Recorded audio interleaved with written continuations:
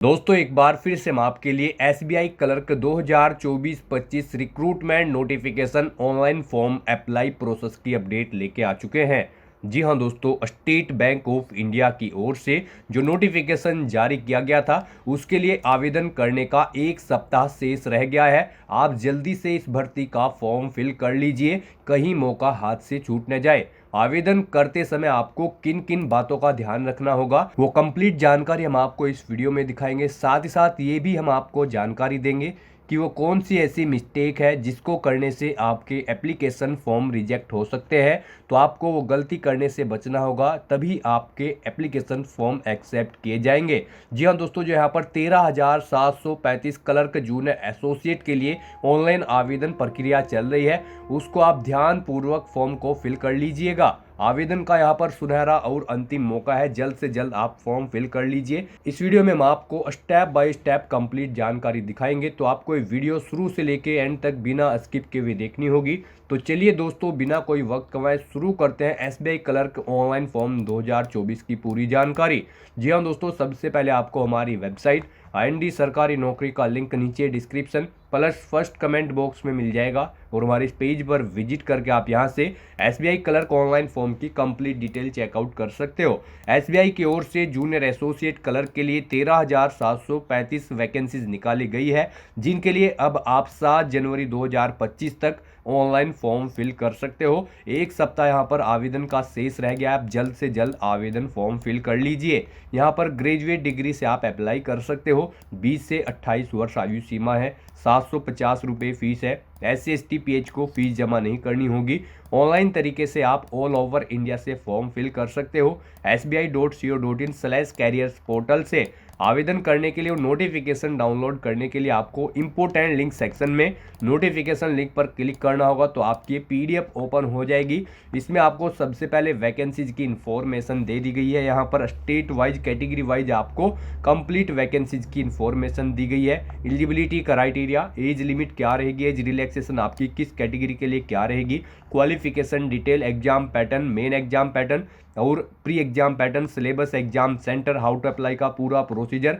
Form fill करते समय आपको किन किन बातों का ध्यान रखना होगा वो सभी गाइडलाइंस भी आपको यहाँ पर इसमें दे दी गई है। फोटोग्राफ, सिग्नेचर आपको कैसे और कितने KB में यहाँ पर अपलोड करने होंगे, थंब इम्प्रेशन आपको कैसे और किस तरह से यहाँ पर अपलोड करना होगा उसकी भी ये जानकारी आपको यहाँ पर दी गई है।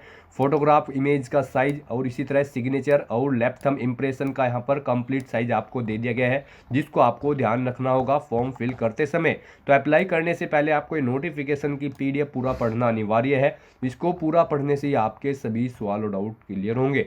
PDF रीड करने के बाद में आपको अप्लाई ऑनलाइन लिंक पर क्लिक करना होगा, तो आपके सामने इसका ऑनलाइन का पोर्टल ओपन हो जाएगा। यहाँ पर अगर आपने पहले से रजिस्ट्रेशन कर रखा है तो आपको लॉगिन सेक्शन के अंतर्गत यहाँ पर लॉगिन ID फिल करनी होगी, पासवर्ड यहाँ पर फिल करना होगा, और ये कैप्चा आपको इस बॉक्स में फिल करते हुए सबमिट की इस टैब पर आपको क्लिक कर देना होगा, और यहाँ से आप लॉगिन करके अपने डैशबोर्ड से ऑनलाइन फॉर्म फिल कर सकते हो। अगर आपने पहले से रजिस्ट्रेशन नहीं किया हुआ है तो आपको click here for new registration की इस येलो कलर की टैब पर क्लिक करना होगा। इस टैब पर आप जैसे ही क्लिक करोगे तो आपके सामने ऑनलाइन का फॉर्म ओपन हो जाएगा। यहाँ पर आपको सबसे पहले अपना फर्स्ट नेम एंटर करना है, फिर उसे आपको कंफर्म कर लेना है एक बार फिर से एंटर करके। उसके बाद अगर आपका मिडिल नेम और लास्ट नेम है तो यहाँ पर आप एंटर कर दें, नहीं है तो इन कॉलम्स को खाली छोड़ दें। फिर यहाँ पर आपको अपना 10 डिजिट का मोबाइल नंबर एंटर करना है। उसके बाद आपको उसे कंफर्म कर लेना है। फिर अगर आपका कोई अल्टरनेट मोबाइल नंबर है तो वो एंटर करें, नहीं है तो इस कॉलम को भी खाली छोड़ दें। फिर यहाँ पर आप अपनी ईमेल ID एंटर करें। यहाँ पर आपको अपनी ईमेल ID के शुरू के कैरेक्टर एंटर करने हैं और @ के सामने इस कॉलम में से आपको डोमेन नेम सिलेक्ट कर लेना है, और फिर आपको अपनी कंप्लीट ईमेल ID यहाँ पर एंटर कर देनी है। उसके बाद यहाँ पर आपको ये कैप्चा कोड एंटर करना है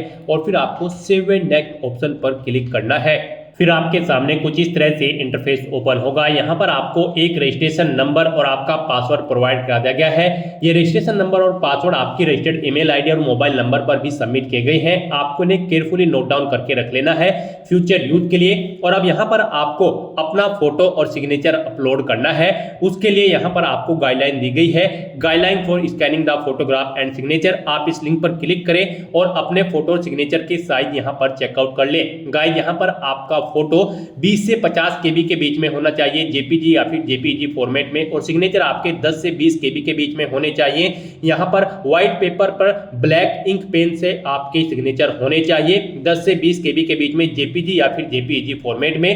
तो अब यहाँ पर आपको अपना फोटो और सिग्नेचर अपलोड करने हैं। उसके लिए आपको यहाँ पर चूज फाइल बटन पर क्लिक करना है, फाइल को सिलेक्ट करना है और अपना फोटो और सिग्नेचर आपको यहाँ पर 1 बाय 1 करके अपलोड कर देने हैं। उसके बाद आपको नेक्स्ट ऑप्शन पर क्लिक करना है। उसके बाद आपके सामने कुछ इस तरह से इंटरफेस ओपन होगा। अब यहाँ पर आपको अपनी बेसिक डिटेल देनी है, क्वालिफिकेशन, एक्सपीरियंस और लैंग्वेज की डिटेल प्रोवाइड करानी है। अब यहाँ पर आपको सबसे पहले अपना सर्कल सेलेक्ट करना है, किस सर्कल के लिए आप इस भर्ती के लिए अप्लाई करना चाहते हैं। उसके बाद यहाँ पर आपको अपना स्टेट सेलेक्ट करना है, किस स्टेट में आप जॉब करना चाहते हैं। यहाँ पर आपको सर्कल के अकॉर्डिंग स्टेट के ऑप्शन शो कर दिए जाएंगे। उसके बाद यहाँ पर आपको लोकल लैंग्वेज सेलेक्ट कर लेनी है प्रोफिशिएंसी टेस्ट के लिए। उसके बाद यहाँ पर आपको पूछा गया है कि क्या आपने 10th और 12th स्टैंडर्ड की मार्कशीट के सर्टिफिकेट में यहाँ पर आपके पास उस सर्किल की लोकल लैंग्वेज थी एक सब्जेक्ट के रूप में जिस सर्कल के लिए आप अप्लाई करने जा रहे हैं। तो यहाँ पर आपको यस ऑप्शन सेलेक्ट करना है। आपके पास उस सर्कल की लोकल लैंग्वेज की नॉलेज होनी चाहिए और 10वीं 12वीं में आपके पास एज ए सब्जेक्ट यहाँ पर वो लैंग्वेज आपके पास होनी चाहिए। तो यहाँ पर आपको यस ऑप्शन सेलेक्ट करना है। उसके बाद आपको यहाँ पर अपनी कैटेगरी सेलेक्ट कर लेनी है। उसके बाद यहाँ पर आपसे पूछा गया है अगर आपकी कोई सब कास्ट है तो वो यहाँ पर आप एंटर कर दें, नहीं है तो इसे खाली छोड़ दें। फिर यहाँ पर आपसे पूछा गया है कि क्या आप यहाँ पर ट्रेंड अप्रेंटिस है एसबीआई के, अगर है तो यस करें और फिर उसकी डिटेल दे, कब से आपने अपनी अप्रेंटिसशिप स्टार्ट की थी, क्या उसकी एंडिंग डेट है, नहीं है तो नो ऑप्शन सेलेक्ट करें। उसके बाद यहाँ पर आपसे पूछा गया है कि क्या आप यहाँ पर पीडब्ल्यूडी बेंचमार्क डिसेबिलिटी कैंडिडेट है और आपकी पीडब्ल्यूडी की परसेंटेज 40% से अबव है, अगर है तो यहाँ पर आप यस ऑप्शन सेलेक्ट करें और फिर आप अपनी डिसेबिलिटी का टाइप सेलेक्ट करके उसकी डिटेल दें, नहीं है तो यहाँ पर आप नो ऑप्शन सेलेक्ट कर लें। उसके बाद यहाँ पर आपको इस पेज को नीचे स्क्रॉल डाउन करना है। आपसे कुछ क्वेश्चंस पूछे गए हैं, इनके आंसर्स आपको यस या नो में रीड करके प्रोवाइड करा देने हैं। आपके कैरेक्टर से रिलेटेड भी यहाँ पर आपसे क्वेश्चन पूछे गए हैं। फिर यहाँ पर आपसे पूछा गया है आपका रिलीजन, आप किस रिलीजन से बिलोंग करते हो, अपना रिलीजन सेलेक्ट करें। माइनॉरिटी कम्युनिटी के अंतर्गत आते हैं तो यस ऑप्शन सेलेक्ट करें, नहीं आते हैं तो नो ऑप्शन सेलेक्ट करें। फिर यहाँ पर आपसे पूछा गया है कि क्या आप यहाँ पर रिलेक्शन चाहते हैं, अगर आप विडो हो या फिर डाइवोर्स वुमेन हो, अगर चाहते हैं तो यस ऑप्शन सेलेक्ट करें, नहीं तो नो ऑप्शन सेलेक्ट करें। उसके बाद आपसे पूछा गया है कि क्या आप ये एक सर्विसमैन है, अगर है तो यस करें और फिर उसकी डिटेल दें, नहीं है तो नो ऑप्शन सेलेक्ट करें। उसके बाद आपसे पूछा गया है कि क्या आप डिसेबल्ड ईएक्स सर्विसमैन कैंडिडेट है, अगर है तो यस करें, नहीं तो फिर आप नो ऑप्शन सेलेक्ट करें। यस है तो उसकी डिटेल दें, फिर नहीं तो नो ऑप्शन आप सेलेक्ट कर सकते हैं। उसके बाद आपसे पूछा गया है यहाँ पर ऐसे ही आपसे कुछ और क्वेश्चन पूछे गए हैं, इनके आंसर आपको रीड करके यस या नो में अपने अकॉर्डिंग प्रोवाइड कराने हैं। फिर यहाँ पर आपसे पूछा गया है कि क्या आप एसबीआई में क्लरिकल कैडर की किसी पोस्ट पर ऑलरेडी कार्यरत है, अगर है तो यस करें, नहीं है तो नो ऑप्शन सेलेक्ट करें। उसके बाद आपसे पूछा गया है कि क्या आप अर्लियर एम्प्लॉय हैं स्टेट बैंक ऑफ इंडिया के यहाँ पर और आप रिजाइन कर चुके हैं किसी क्लरिकल कैडर की पोस्ट पर, अगर कर चुके हैं तो यस करें, नहीं तो नो ऑप्शन सेलेक्ट करें। फिर यहाँ पर आपसे पूछा गया है कि क्या आप default repayment loans credit card के सेक्शन में हैं, यहाँ पर आप क्वेश्चन को रीड करें और इनके आंसर भी आप यस या नो में प्रोवाइड कराएं। उसके बाद यहाँ पर आपको अपने प्री एग्जाम का सेंटर सेलेक्ट कर लेना है, कहाँ पर आप प्री एग्जाम में पार्टिसिपेट करना चाहते हैं। फिर आपको यहाँ पर स्टेट सेलेक्ट करने के बाद उसका स्टेट कोड ऑटोमेटिकली आपके सामने शो हो जाएगा। फिर यहाँ पर आपको एग्जाम सिटी सेलेक्ट कर लेनी है, यहाँ पर उस स्टेट की किस सिटी में आप एग्जाम में पार्टिसिपेट करना चाहते हैं। फिर यहाँ पर आपको मेन एग्जाम के लिए भी अपना सेंटर सेलेक्ट करना है, पहले स्टेट सेलेक्ट करना है, फिर आपको सिटी सेलेक्ट करनी है। उसके बाद यहाँ पर आपको अपनी आईडी सेलेक्ट करनी है, उसके लिए आपको इस चेकबॉक्स को ओके करना है। अपना आईडी प्रूफ यहाँ पर कोई भी सिलेक्ट कर लेना है, पासपोर्ट, आधार कार्ड, पैन कार्ड, जो भी है आप ऑप्शन सेलेक्ट करें, उसका नंबर आप यहाँ पर एंटर करें। फिर यहाँ पर आपको अपना प्री और मेन एग्जाम का जो पेपर है आप किस लैंग्वेज में चाहते हैं, यहाँ पर आप ऑप्शन सेलेक्ट करें, इंग्लिश एंड हिंदी। उसके बाद यहाँ पर आपको अपनी पर्सनल डिटेल प्रोवाइड करानी है। फिर यहाँ पर आपको अपनी डेट ऑफ बर्थ सेलेक्ट करनी है, उसमें आपको पहले डे सेलेक्ट करना है, फिर मंथ और फिर ईयर आपको सेलेक्ट कर लेना है। नेक्स्ट यहाँ पर आपको अपना जेंडर सेलेक्ट करना है। फिर आपसे पूछा गया है कि क्या आपके जुड़वा भाई बहन है, अगर है तो यस करें, उनका जेंडर सेलेक्ट करें और फिर उनका नाम एंटर कर दें, नहीं है तो नो ऑप्शन सेलेक्ट करें। फिर यहाँ पर आपको अपना मैरिटल स्टेटस बताना है, आप मैरिड हो, अनमैरिड हो या फिर विडो हो। उसके बाद यहाँ पर आपको अपने फादर का फर्स्ट नेम एंटर कर देना है, उसके बाद उसका मिडिल नेम एंटर करना है अगर है तो, और उसके बाद आपको अपने फादर का लास्ट नेम यहाँ पर एंटर कर देना है अगर है तो, नहीं तो आप इन कॉलम्स को खाली छोड़ सकते हैं। उसके बाद ऐसे ही यहाँ पर आपको अपनी मदर का नाम एंटर करना है, उनका मिडिल नेम लास्ट नेम है तो वो एंटर करें, नहीं है तो इन कॉलम को खाली छोड़ दे। उसके बाद यहाँ पर अगर आप मैरिड हो तो आप अपनी वाइफ का नाम यहाँ पर या फिर हस्बैंड का नाम यहाँ पर एंटर कर सकते हो। उसके बाद यहाँ पर आपको अपना कोरोस्पोंडेंस एड्रेस एंटर करना है और फिर आपको यहाँ पर अपना परमानेंट एड्रेस एंटर करना है। और अगर आपका परमानेंट एड्रेस आपके कोरोस्पोंडेंस एड्रेस के अकॉर्डिंग सेम होगा तो आपको यहाँ पर इस चेकबॉक्स को ओके कर देना होगा, same as address for correspondence. Automatically आपका परमानेंट एड्रेस आपके कोरोस्पोंडेंस एड्रेस के अकॉर्डिंग फिल हो जाएगा। उसके बाद यहाँ पर आपको जीएसटी इनवॉइसिंग एड्रेस सेलेक्ट कर लेना है। आप परमानेंट एड्रेस या फिर कोरोस्पोंडेंस एड्रेस जिस भी एड्रेस पर कम्युनिकेट करना चाहते हैं यहाँ पर आप सेलेक्ट कर ले। उसके बाद यहाँ पर आपको आपकी कैटेगरी के अकॉर्डिंग एप्लीकेशन फीस का अमाउंट शो कर दिया जाएगा। उसके बाद यहाँ पर आपको वैलिडेट योर डिटेल्स इस ऑप्शन पर क्लिक करना है, अपनी सभी डिटेल्स वैलिडेट कर लेनी है और फिर आपको सेव एंड नेक्स्ट ऑप्शन पर क्लिक कर देना है। नेक्स्ट यहाँ पर आपको अपनी क्वालिफिकेशन, एक्सपीरियंस और लैंग्वेज की डिटेल देनी है। गाइड यहाँ पर एसबीआई जूनियर एसोसिएट क्लर्क की इस पोस्ट पर अप्लाई करने के लिए आपके पास ग्रेजुएट डिग्री होनी जरूरी है किसी रिलेवेंट डिसिप्लिन के अंतर्गत किसी वेल रिकॉग्नाइज्ड यूनिवर्सिटी से, या फिर आपके पास इसके इक्विवेलेंट कोई क्वालिफिकेशन होनी चाहिए जो कि रिकॉग्नाइज हो सेंट्रल गवर्नमेंट से, प्लस आपके पास यहाँ पर integrated dual degree IDD certificate भी होना चाहिए जो कि 31/12/2024 से पहले का होना चाहिए। तो यहाँ पर आपके पास ग्रेजुएट डिग्री होनी जरूरी है। तो आप यहाँ पर अपनी ग्रेजुएशन की डिटेल प्रोवाइड करें। सबसे पहले यहाँ पर आपको सबसे पहले बताना है कि आप एप्टेड हो या फिर पास आउट है।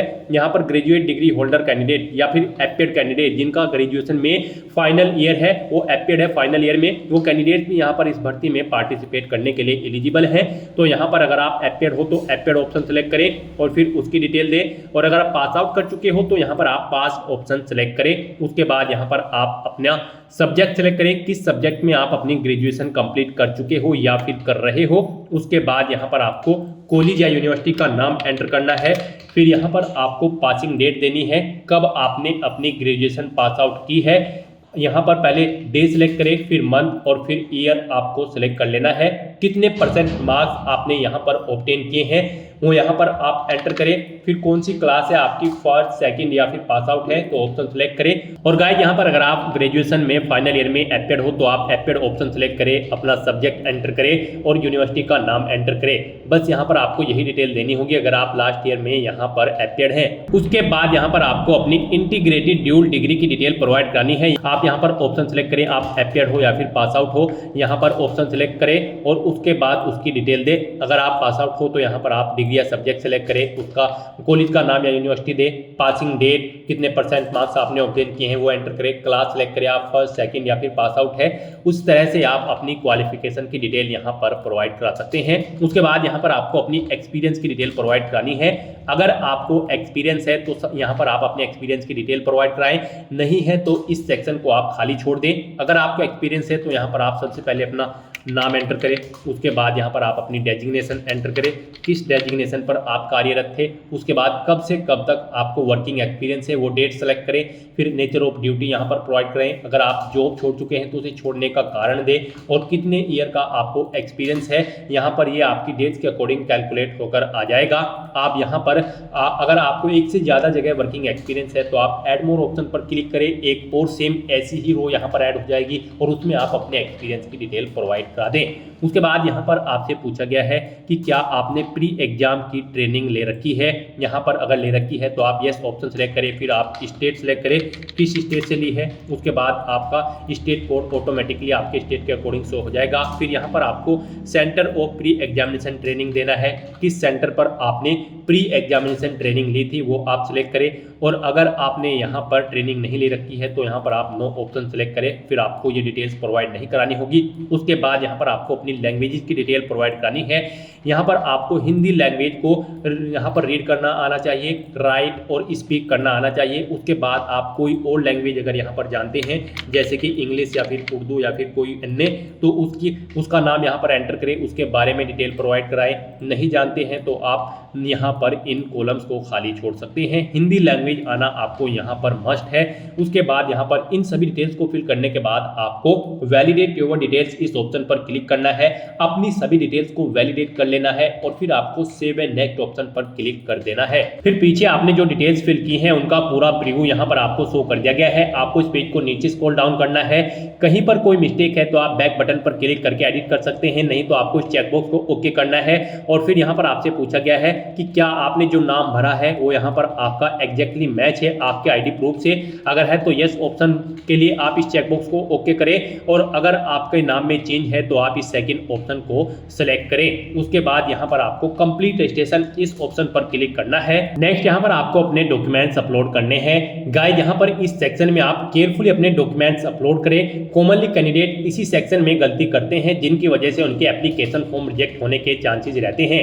यहाँ पर आपको अपना लेफ्ट थंब इंप्रेशन और hand written declaration document upload करना है। इसके लिए भी आपको गाइडलाइन दी गई है, गाइडलाइन फॉर डॉक्यूमेंट अपलोड। इस लिंक पर क्लिक करें, ये पीडीएफ ओपन होगी, यहाँ से आप चेकआउट करें। आपका लेफ्ट थंब इंप्रेशन जो है वो 20 से 50 केबी के बीच में होना चाहिए, जेपीजी या फिर जेपीजी फॉर्मेट में। और जो आपका हैंड रिटन डिक्लेरेशन डॉक्यूमेंट है वो इंग्लिश में यहाँ पर 50 से 100 केबी के बीच में होना चाहिए, जेपीजी या फिर जेपीजी फॉर्मेट में। तो यहाँ पर आपको चूज फाइल बटन पर क्लिक करना है, फाइल को सिलेक्ट कर लेना है और 1 बाय 1 करके अपने इन दोनों डॉक्यूमेंट्स को अपलोड कर देना है। और फिर आपको इस सिक्योरिटी कोड को एंटर करना है और फिर सेव एंड नेक्स्ट ऑप्शन पर क्लिक कर देना है। इस तरह से यहाँ पर आपका एप्लीकेशन फॉर्म सक्सेसफुली सबमिट हो चुका है। यहाँ पर अगर आप रिजर्व कैटेगरी से बिलोंग करते हो, यानी कि आप SC ST PH कैंडिडेट हैं, तो आपको कोई फीस जमा नहीं करानी है। आपका एप्लीकेशन फॉर्म सक्सेसफुली सबमिट हो चुका है। इसका एक हार्ड कॉपी प्रिंट आउट ले ले फ्यूचर यूज के लिए। और अगर आप जनरल OBC EWS कैंडिडेट हैं तो आपको यहाँ पर 750 रुपये फीस के रूप में जमा कराने होंगे। यहाँ पर इस इंटरफेस पर आने से पहले आपको फीस पेमेंट के इंटरफेस पर रिडायरेक्ट किया जाएगा। वहाँ पर आप डेबिट कार्ड, क्रेडिट कार्ड या फिर नेट बैंकिंग के थ्रू अपना फीस पेमेंट करके अपना फॉर्म सबमिट कर सकते हो। उसके बाद आपके सामने यही एप्लीकेशन फॉर्म का प्रीव्यू शो होगा। यहाँ से आप अपना प्रिंट एप्लीकेशन ऑप्शन पर क्लिक करके एप्लीकेशन फॉर्म का एक हार्ड कॉपी प्रिंट आउट ले ले फ्यूचर यूज के लिए, फ्यूचर रेफरेंस के लिए। तो दोस्तों ऐसे आप state bank of India junior associate colour के 13,735 खाली पोस्ट के लिए अपना फॉर्म अप्लाई कर सकते हो। आज की इस वीडियो में बस इतना ही। आई होप ये वीडियो आपको पसंद आई होगी। अगर पसंद आई हो तो इसे लाइक और शेयर करें। चैनल पर नए हो तो इसे सब्सक्राइब कर लें। Thanks for watching.